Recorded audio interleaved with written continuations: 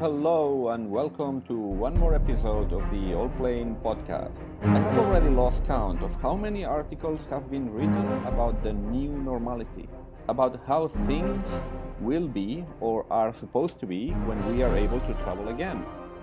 The reality is that most of this is based on pure and simple speculation, because no one really knows. But well, at least some researchers have tried to dig a bit deeper into this matter. One of them is Pere Suau-Sánchez, an aviation researcher, senior lecturer at Cranfield University in the UK and the Open University of Catalonia in Barcelona. Pere is the co-author, together with two other colleagues, of a research paper that outlines a number of potential scenarios for a post-pandemic air travel, based on data they have analyzed as well as surveys they have conducted with senior industry leaders. I reached out to Pere to learn more about this research and get his views about how the future of air travel will look like. So, without further ado, let me introduce our guest today. Hello, Pere. How are you? Hi, very good. Thanks for having me. It's a pleasure. Today, our guest is Pere Suau, who is an academic working in the field of aviation and transportation. The reason I thought it was a good idea to have him today here on the podcast is that he just co-authored a very interesting short paper on the impact of COVID-19 on the aviation industry, and we're going to comment this now. This paper is called An Early Assessment of the Impact of COVID-19 on Air Transport, Just Another Crisis or the End of Aviation as We Know It. This is the result of a collaboration between Cranfield University, the University of Edinburgh, and the Open University of Catalonia in Barcelona. Correct. So basically what you've done here with this paper is you have looked at data from the industry from the first half of the year, and you have also been talking with a number of people in the industry at high level, a cross-section of different functional areas within the industry, airline executives, analysts, people that are in aviation industry in different types of responsibilities. Can you tell us a bit more about how you started working on this paper, and what's the approach? What were you trying to assess? And then we can see what were the findings that you came across. Yeah, sure. So yes, as you said, a couple of weeks ago, we published an academic paper in the Journal of Transport Geography. We used, as you mentioned, different sources of data. So basically, we looked at the two most reliable sources we had at the moment in terms of aviation data. On the one hand, OAG schedules, and for air cargo, we used Clive Analytics. But the value of the analysis is in the semi-structured interviews. As you said, we interviewed 16 senior managers from different companies of the aviation industry. So different types of airlines, low cost and full service carriers, but also regional airlines, airports of different size, and also some consultancies and data companies. So in total, 16 experts.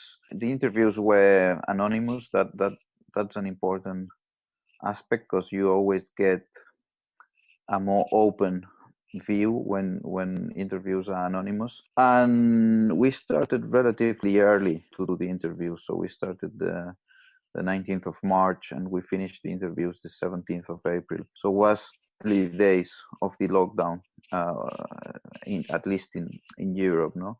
Yeah. And this is an important point. So basically, the results that we are reporting are reflecting on the first impressions of the industry. So we also think that these interviews have some value from that point of view. So maybe in a year, if we do again the exercise, we will be able to compare it, and we think that has some value as well. So basically, we started reaching the industry to try to understand a bit better what was going on, and very quickly I realized after the second conversation that there was potential here to structure a bit better the interviews and try to come up with an academic paper that could contribute to the to the analysis of the current crisis. Now we're going to review the different points and the different findings you came across. But basically, you looked at how the industry might change in terms of capacity, at how the impact might be different depending on the type of airline, whether it's a full service network carrier, a regional airline, a low-cost airline. Then you also looked at the opportunities and challenges as well for airlines in terms of customer rights, how this affects their reputation, how airlines behave during this very unusual period. Then you looked also at, well, it's just speculation at this moment, but at possible impacts on pricing going forward and how different groups of travelers might be affected, whether it's business and leisure, and also at the effect of state aid, how this government involvement might have its own set of impact as well on the industry. So I suggest we look at what you found when conducting this analysis. Your area of research in normal times, let's say, it's very focused on networks, right? And how airlines deploy capacity and how networks develop. So what did you find in this area? Are we going to see a rebuilding of the networks as they were before the crisis? Or airlines are going to rethink the whole structure of the networks, the capacity, how they use this capacity, et cetera, et cetera? Well, it's difficult to give a clear explanation on what will happen, but we're starting to see what could potentially happen. In the short term, what we see is that airlines are basically trying to rebuild the networks with another perspective than the past. So basically, they are looking at data from aggregators and other platforms that sell data on short-term bookings and on how many times potential customers are looking for travel between two cities. So they are trying to build the network based on that, on where's the demand at this moment, not necessarily on where was the demand previously. Obviously, each market has its own characteristics, and this will probably remain, and the markets that are interesting for Germans will still be interesting for them in the future, and the same applies to other countries, no?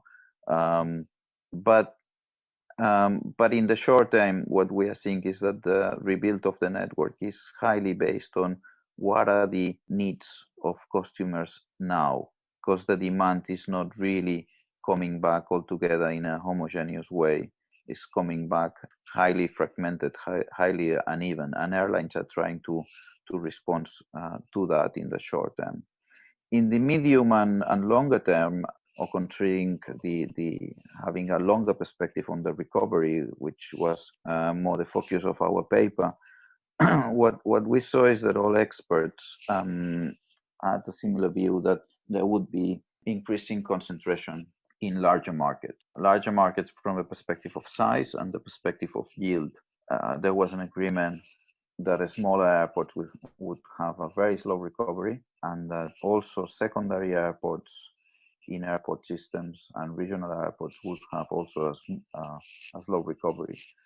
Basically, because sorry, yeah. Yeah, so I just wanted to mention here that one of the things that you mentioned in your report is that actually, first, that yes, you mentioned the secondary airports that were basically have benefited from the low-cost airlines mainly opening all these new routes in recent years. They might be suffering, but also this might have an interesting effect, is that it might turn the main airports more competitive.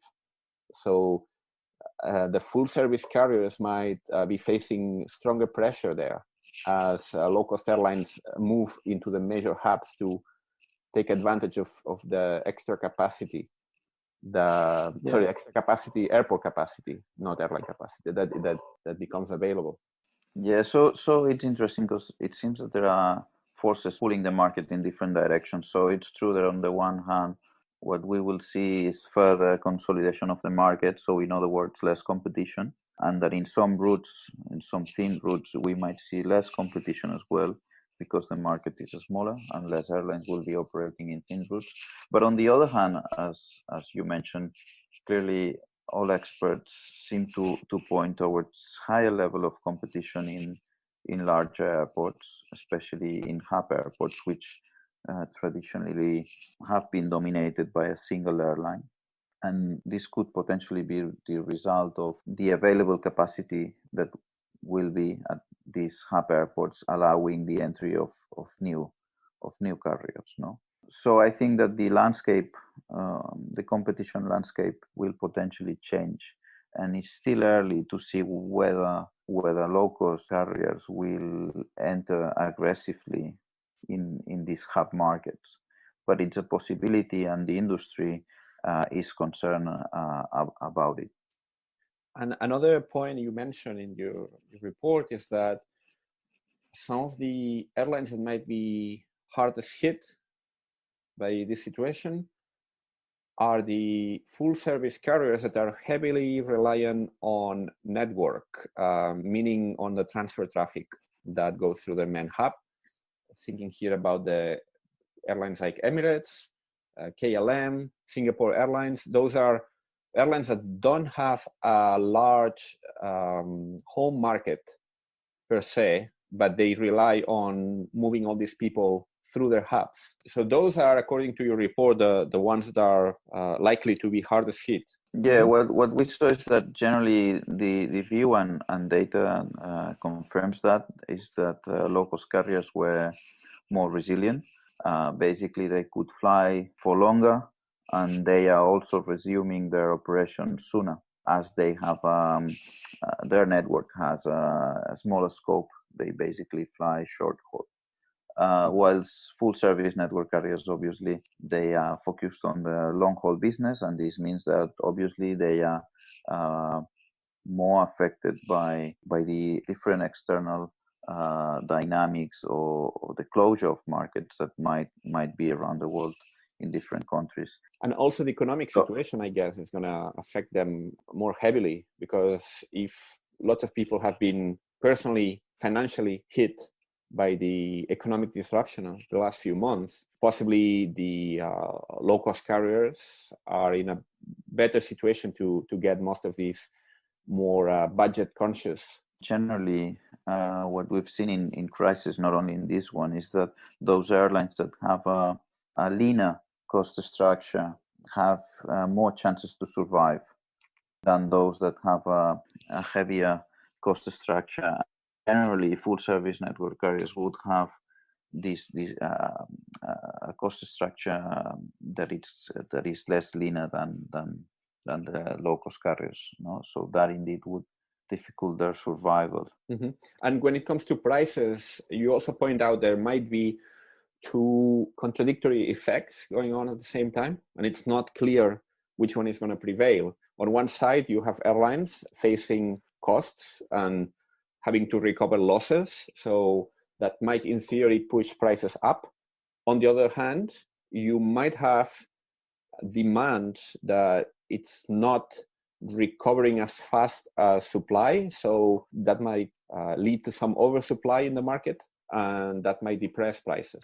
Yeah, the experts couldn't agree on the pricing aspect, which means that all the debates that we've seen during the last months around the possibility of having higher prices or lower prices are not only outside the industry, are not only in the newspapers and the headlines, but also within the industry. So if we leave aside the fact that whether we leave seats empty for social distancing and all that, that clearly what we are seeing, at least in Europe, this is not going to happen, and that the recommendations of the European Commission and the Air Safety Agency is that it can be full and there's no need for social distancing in aircraft cabins.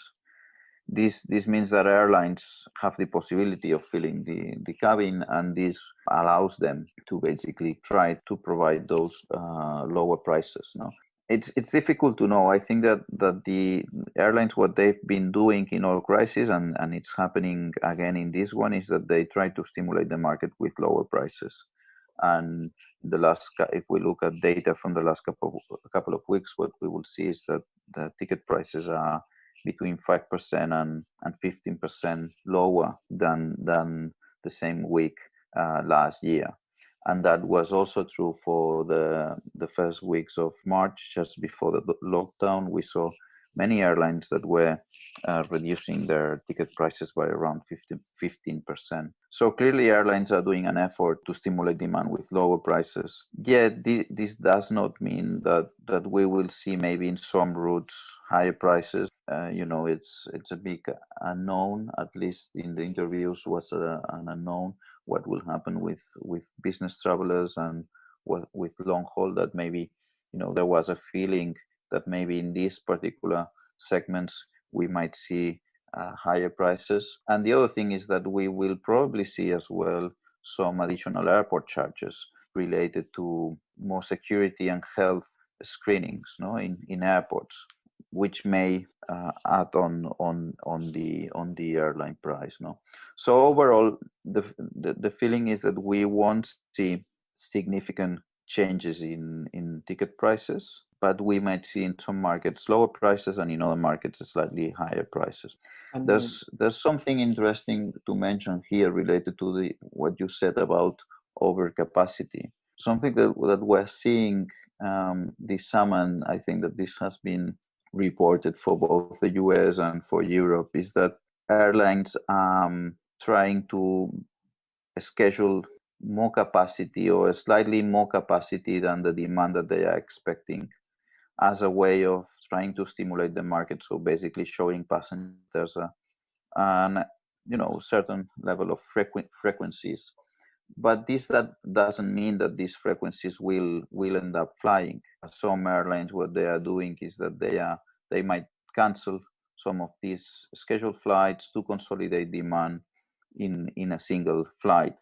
In other words, you are showing the passenger, that the customer, that you have an extensive number of frequencies, but you end up consolidating passengers in one single flight, which means that you can basically stimulate demand, but on the other hand, you can still fill the aircraft. Instead of flying three half-empty aircraft, you are flying one full aircraft, which allows you to keep prices down. Of course, this is a technique that might be positive in terms of pricing, but also has some negatives, from the perspective of what it means for the passenger, a change in their schedule or a change of day in their flight, and what it means also for the industry in terms of reputation. Yeah, you mentioned reputation as well in your report, because there's a kind of practical issue here that has been going on for quite a few weeks, is how airlines are handling the passenger request for refunding and rescheduling. And you mentioned that this crisis is also an opportunity for airlines to put their record straight, to differentiate themselves based on the approach to customer rights with a view to long-term reputation. Also, there's a number of airlines or governments that have been lobbying the European Union to loosen up a bit these regulations that are in place regarding. What can you tell us about this? So here, the discussion around refunds is not new. It's been there for a long time, and airlines have clearly expressed their opinion about the refund regulation, the 261. They don't like it, and they've been very vocal about it in the last few years. So it's nothing new. The difference now is that obviously there's a tension now between the short-term need for keeping a positive cash flow and the long-term need of keeping passengers happy and reputation levels high, which is not easy to solve. In the 15th of May, the European Commission published a recommendation report saying that they expect airlines to basically follow the regulation. So there won't be flexibility from that point of view, from the regulator point of view. But what they do is that they suggest airlines to be a bit more creative with the vouchers. So trying to basically give vouchers to passengers that, for instance, can be changed from one person to another, so they are not linked to your name, and so on. No, so Make it more basically attractive. To make it more making them attractive. more attractive in order to make the passenger choose the voucher instead of the refund. So there's this tension, and the European Commission has decided not to step back on this, probably because this is part of a long-term discussion, and they might think that if they do a step back now, it would be very difficult for the Commission to go back to the original regulation. No? But what I think that it's interesting of this is that in the interviews, the interviewees, they were recognizing private that there was that tension, and that, you know, in an ideal world they would like to refund passengers, but obviously they have problems now in the short term that prevent them from doing it as quick as they would like. So I think that what this brings us is to the fact that maybe if we are thinking in the recovery, and if we think about the future the future of the industry, maybe this industry needs to be rebuilt, thinking as well, not only in profitability, not only in improving margins, but also improving their reputation and having a better relationship with their customers. We also, during the last 2, 3, 4 years, we've been discussing a lot, no, the impact of environment on the reputation of the business. That's another topic I wanted to bring up next, because here there's an interesting dimension now, is that we've got all this government funding going to the airlines now. Some have seen here an opportunity to enforce or to accelerate this environmental transition in the airline industry. So making this conditional, this state aid, to the fulfillment of certain environmental conditions or environmental initiatives. Do you think that's going to happen? We're going to see an acceleration of this already existing move towards more environmentally friendly airlines, but now with all this public pressure on top of that, it's going to be faster? Yeah, I think that this type of crisis, usually what they do is that they accelerate existing tendencies, and this is valid not only for the airline industry but also for the industries. Clearly, there was increasing pressure from different governments and different political parties across Europe to basically achieve some. For instance, a good example is the substitution of short-haul flights by high-speed train. That has been an important debate in different EU countries during the last couple of years. Yeah, actually, France has been one of the countries that has taken a tougher stance on this, right? In France, I don't know if that was conditional to the reception of state aid by the Air France group, but there's been a push to discontinue many of the domestic services where there's correct. Yeah. So the state aid for Air France is conditioned to the stopped or the substitution of flights by high-speed train in domestic routes that are shorter than 2.5 hours by train.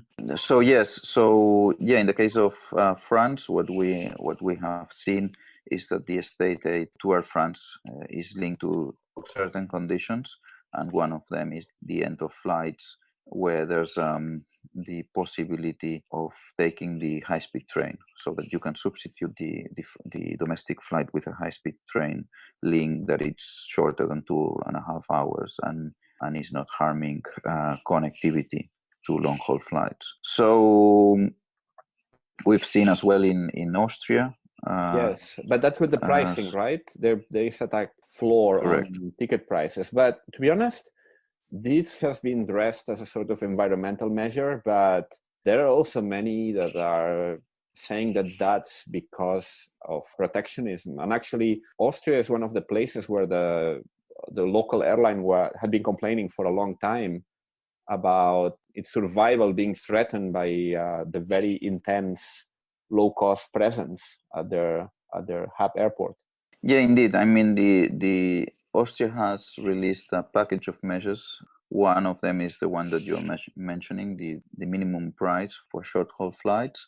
But also there's an additional tax related to CO2 emissions, if I'm correct. So we'll see more of this, but we were already in that process. So it will basically accelerate the existing dynamics. And I think that from the industry, airlines need to understand that this will happen. This will happen sooner or later. And I think that they will eventually try to adapt their business model to the new environment, which basically in certain city pairs it's more difficult to fly because there will be alternatives and regulation will try to force passengers to move to the high-speed train.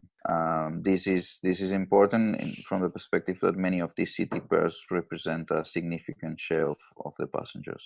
Actually, and just to wrap it up, one of the things that you hint at in the report is that we might be seeing a smaller aviation industry in years to come, which is kind of a break from the trend we had been seeing in the last few years of ever growing.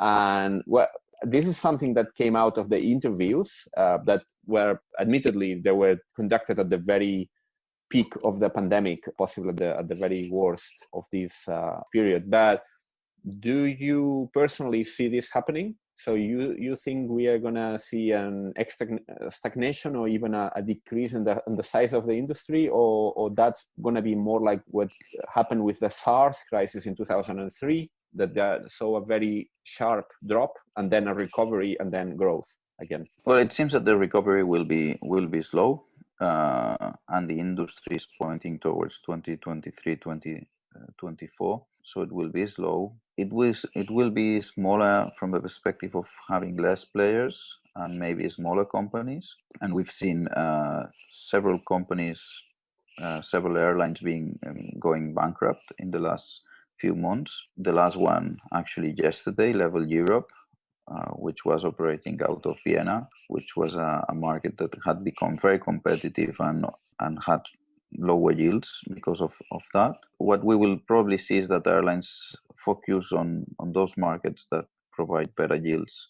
And I think that if you look at what are the CEOs of airlines saying, most of them point towards a smaller industry and smaller companies. The CEO of Iberia, the next CEO of IAG actually in September, he said that Iberia would be a smaller company for many years and that they would be smaller. And I think that companies will try to be leaner and be ready for the next crisis. So I have the feeling that aviation will always be important, and we will see strong numbers, and we will see how the airline industry recovers. But for that, we'll have to wait. We need to wait a bit. The virus needs to be behind us, and also we need to remember for the international markets, for the intercontinental travel, there's no alternative. So there's an alternative for some markets, for some short-haul markets like high-speed train, but there's no substitution for flying between continents. That's why aviation will always be important as the backbone of the global economy. I think that we need to be confident. Of course. So yeah, it's been a pleasure being able to discuss these findings. If people want to find out more about your work and your research, your writings, where can they find you? They can just Google my name, or they can just go to peresuau.com, and they will find all my activities. And obviously they can contact me anytime, and I'm happy to share our articles and our research, and we are open and always happy to interact with the industry. Great, thank you very much, and hopefully have you here in the podcast sometime in the future to continue monitoring what's going on in the aviation industry. Thank you very much, Pere. Thanks, Miguel.